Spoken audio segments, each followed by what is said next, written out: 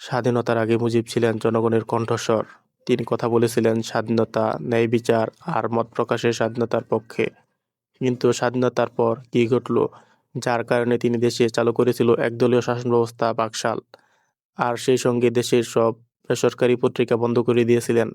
চালু রেখেছিলেন শুধুমাত্র 4টি সরকার নিয়ন্ত্রিত পত্রিকা: 1. দৈনিক বাংলা, 2. বাংলাদেশ সংবাদ, 3.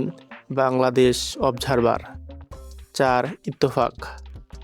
সরকার বলেছিল রাষ্ট্রের শৃঙ্খলা বজায় রাখতে এই সিদ্ধান্ত, কিন্তু ইতিহাস বলছে এটি ছিল মত প্রকাশের স্বাধীনতার সবচেয়ে বড় আঘাত।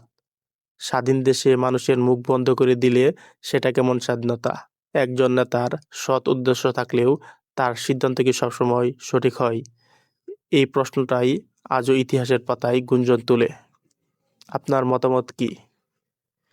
মুজিবের এই সিদ্ধান্ত কি পরিস্থিতির কারণে ন্যায্য ছিল, নাকি এটি ছিল গণতন্ত্রের কণ্ঠরোধ? কমেন্টে জানান।